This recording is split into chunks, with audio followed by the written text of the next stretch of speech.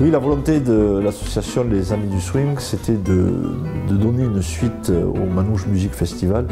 Donc cette année, parce que toutes les planètes étaient alignées pour que l'on fasse quelque chose, parce que le festival avait bien marché, entre autres, mais je crois qu'on y reviendra plus tard. On voulait confirmer notre présence sur le territoire en organisant une soirée au cœur de l'hiver. Alors même si ce n'est pas encore vraiment l'hiver, mais la météo nous montre que ça ne va pas tarder.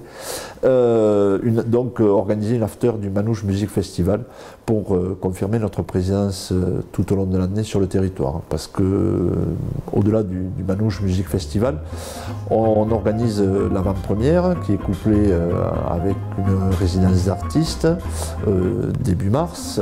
On est présent pour la fête de la musique à Mazères, puisqu'il n'y avait rien jusqu'à encore quelques années. C'est l'association Les Amis du Swing qui donne un avant-goût du Manouche Music Festival. Après, il y a le festival du mois d'août, bien sûr.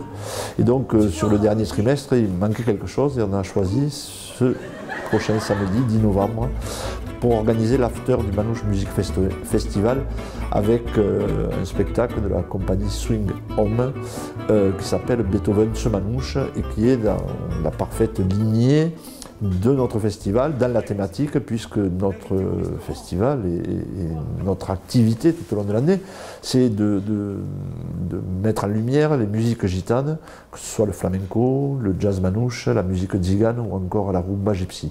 Bon, là, ce sera autour du jazz manouche, mais avec une connotation particulière, avec autour de la musique classique également et le mélange des deux.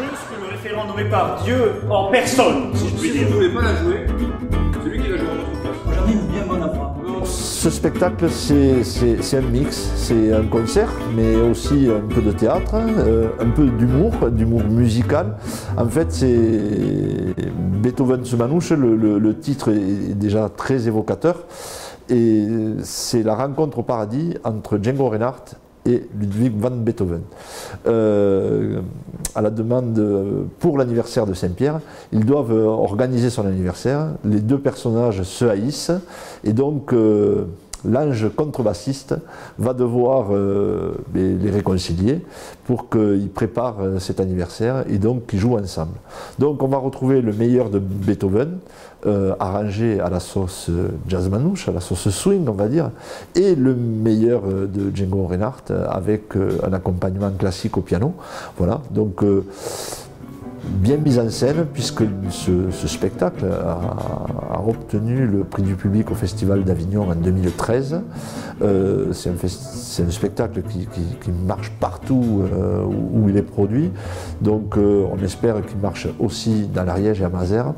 On attend beaucoup de monde, alors dans la capacité de la salle où on propose ça, c'est-à-dire au Centre d'Action Culturelle à Mazères.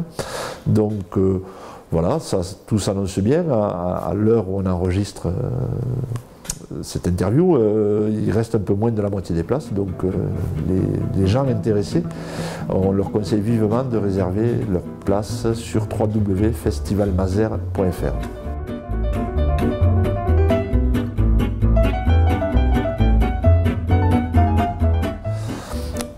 Faire un retour sur le festival 2018, sur cette 4e édition du Manouche Music Festival. Effectivement, on a eu d'abord le beau temps avec nous, alors pas à 100% puisque le dernier soir ça a été un peu arrosé, mais ça peut contrarier l'organisation. Mais au-delà de la météo, c'est des spectacles qui ont été présentés, qui ont séduit le public, un public venu en nombre. D'ailleurs, cette année, pour n'évoquer que ce chiffre-là, on demandait au moment des ventes en ligne et des ventes au guichet le code postal des festivaliers, et on s'est aperçu que 25% de notre clientèle résidait hors Occitanie. Alors certes, il y a des gens qui étaient en vacances dans le secteur et qui ont vu la promotion du festival et qui sont venus, mais on sait aussi qu'il y a des gens qui sont venus exprès pour le festival. Donc ça nous conforte dans nos convictions, dans nos choix, et ça nous donne aussi une légitimité vis-à-vis des pouvoirs publics qui nous aident au travers de subventions, et on participe comme ça à l'économie touristique locale, et pour nous c'est que des points positifs. S'aimer l'espace d'un instant, mais il ne l'a jamais. Alors pour l'édition 2019, la seule piste que l'on a de concrète, c'est les dates. Ce sera du 15 au 18 août, donc jeudi, vendredi, samedi, dimanche. Et puis pour ce qui est des pistes au niveau de la programmation, si on peut dire que la programmation du festival Off est déjà bouclée, et il y aura de belles choses qui seront présentées pour faire toujours cette promotion des musiques gitanes. Et pour le festival IN, il faudra attendre le 2 mars pour l'avant-première pour découvrir le programme. Et en attendant, rendez-vous le 10 novembre, au-delà du spectacle du 10 novembre qui a lieu à 21h.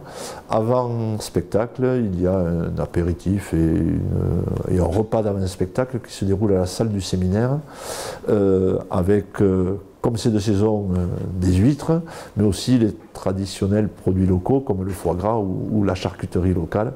De quoi se mettre dans l'ambiance de la soirée dès 19h à la salle du séminaire, mais toutes ces informations sont disponibles sur www.festivalmazer.fr. À l'occasion de l'anniversaire de Saint-Pierre, à réconcilier la musique savante avec la musique populaire.